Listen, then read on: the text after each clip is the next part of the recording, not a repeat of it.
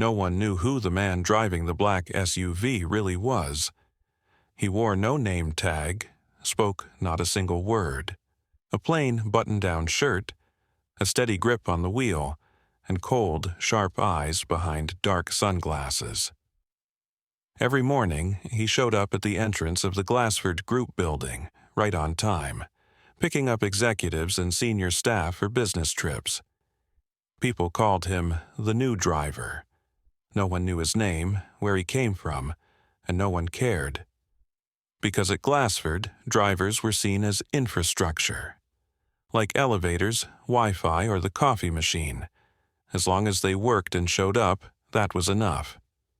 Who was behind the wheel? It didn't matter. The one thing they didn't know was this. That man was the company's founder, the CEO, the chairman of the board, the very person they referenced in daily emails and Zoom meetings. Yet no one had ever actually met in person. Because 9 months ago, after an internal crisis, he disappeared from the public eye, quietly stepped down from leadership, only to return in silence, disguised as the one face no one ever bothers to remember. Inside the 33rd floor boardroom, where floor-to-ceiling windows framed the skyline, where the conference table cost nearly $70,000, and where suits worth no less than $2,000 paced daily, a meeting was underway. Elena, the newly appointed COO, was presenting the company's expansion plan into Asia. We need to cut 30% of underperforming staff from the Chicago headquarters. The sooner the better. Financials come first. Everyone nodded. No one objected. They knew, at Glassford, disagreement was dangerous. But down in the parking garage, the driver, earpiece in place, had been listening to the entire meeting. Because one of those underperformers on the list in Chicago was an engineer who'd once worked side by side with him for over a decade. The driver reached over and turned off the radio. He said nothing, but his hand tightened on the steering wheel. The next day, Elena had an urgent business trip to the Phoenix branch. The driver was already waiting. Engine running, door open. "Drive fast. I've got some important calls to make," she said, without even glancing at him. During the ride, she was on the phone non-stop. First, yelling at an assistant for sending the wrong report. Then, complaining about a black employee, saying, "He just doesn't have the presence to be in a leadership role." That made the driver glance up, just slightly, into the rearview mirror. Still, no one knew. She had just said that to the founder of the company, a man of Jamaican descent who built everything from nothing. When they arrived at the hotel, Elena stepped out and tossed a comment over her shoulder. "Keep the car clean, all right? Don't let the client see it like that. Looks like some Uber from 2010. The driver looked down at the heel marks she left on the floor mat. Quietly wiped them away. Then walked back toward the garage, where one security camera had just captured the entire moment. If you've ever been looked down on because of your job, have you ever imagined that one day you might just flip the entire game? Leave a comment if you've ever felt what the driver in this story felt. And if you think this story is worth telling, don't forget to subscribe. You're not going to want to miss the twist that's coming. In the upper floor offices, they were still talking layoffs, still referring to employees as numbers, cost centers, excess headcount, line items to be cut. No names, no recognition.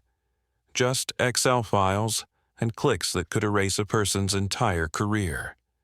But in the basement, in the humid heat of the parking garage, the driver sat in the front seat, Bluetooth earpiece in place, silently listening to every executive meeting. One particular exchange made him pause. That new driver, same as the janitors here. Just do the job, don't dream. He stopped moving, leaned back against the headrest. Not upset, just smiled faintly, because 20 years ago he too had been one of them. standing in rooms just like that, dreaming of a future no one believed he deserved. That evening, at an internal company party, the driver showed up again, this time to pick up the CFO. As the car door opened, a group of young employees nearby chuckled. "Look at that old driver. Dude's like a spy or something. Gives me the chills." One of them, a young intern named Tina, furrowed her brow. She had seen the driver once helping a colleague stuck in the elevator. She'd also spotted him quietly studying the project timeline board on the 12th floor, as if he understood everything. Tina walked over and opened the front passenger door. "Mind if I sit here? I don't feel like going to the party." The driver nodded. They sat in silence for a while, then, softly, she asked, "What did you do before this?" A simple question, but one that made him look straight out the windshield before replying quietly, "Same as you.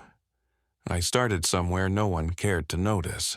The words weren't loud, but Tina would never forget them. Because 1 month later, this man would be the one to sign her first promotion. On a Monday morning, the entire company was summoned to the auditorium. No one knew why, only that there was an announcement from the founder. Elena, the senior executives, and every employee were present. But on stage, no one appeared. Instead, a giant screen lit up. The video began to play, a series of clips from internal security cameras, a scene of Elena yelling at her assistant in the car, a scene where she called the driver garbage, a scene where the marketing director complained that employees of color don't represent the company brand. The auditorium began to stir with whispers. Then the footage reached its final clip. The driver stepping out of the car, removing his sunglasses, taking off his coat, and putting on an old company badge that read, "Marcus L. Grant, founder and CEO." The entire room went silent. How many times have you judged someone solely by appearance? If you've ever witnessed a reversal like this, share your thoughts in the comments. And don't forget to subscribe, because stories that flip prejudice on its head are exactly the kind of stories worth telling. The entire auditorium held its breath. Not a single sound. Every eye was fixed on the screen, where the driver, Marcus Grant, stood tall, eyes meeting the lens. "I'm Marcus Grant, the founder of this company, and also the man who's been watching everything for the past 4 months in a role no one cared to notice." Right after the video ended, the auditorium doors opened. Marcus walked in. No longer in a driver's uniform, but in a sharp black suit. Eyes calm yet piercing with quiet power. Those who once called him just the old driver turned away to avoid eye contact. Elena's face went pale. She stepped back, as if trying to disappear. Marcus didn't raise his voice. He didn't need to. When I handed over temporary leadership, I wanted to see how people treat each other when the founder is no longer in the room. I didn't see strategy. I didn't see innovation. I saw coldness, discrimination, and a complete lack of empathy. He raised his hand. "Today, I'm not here to speak. I'm here to listen. But first, there are a few people who need to leave this room." Everyone looked around. A termination list appeared on the screen. The first name, Elena Vargas, interim CEO. No one spoke. No one defended her. Marcus kept his hand raised. "And if any of you have ever belittled, insulted, or dismissed someone simply because they didn't look like you, know this. I saw it. I remember every word. But I also remember those who chose kindness." He turned toward a small group of younger employees, among them Tina, the former intern. She was the only one at the front desk who had the courage to ask me, "What did you do before this?" That's a question every CEO should ask themselves before asking it of anyone else. The entire room rose to their feet. Not out of fear, but because for the first time, justice had taken the shape of someone entirely ordinary. Marcus left the stage, but not the company. If you believe kindness and justice deserve to be told, leave a subscription, because someday, maybe, you'll find a Marcus Grant quietly watching you too. After the meeting, word spread like wildfire through the office. The story of the CEO who disguised as a driver hit internal forums and company chats. Those who once looked down on Marcus felt deep shame, and those who had shown him kindness, they felt a quiet pride, because now they knew they'd done the right thing. The next day, Marcus didn't return to the office as a CEO. He sent one email, just a single line. "We don't need a great leader. We need a culture where decency doesn't require surveillance." 3 months later, Elena was gone. So were the stifling policies. Tina, the former intern, was promoted to Assistant Director of People Development.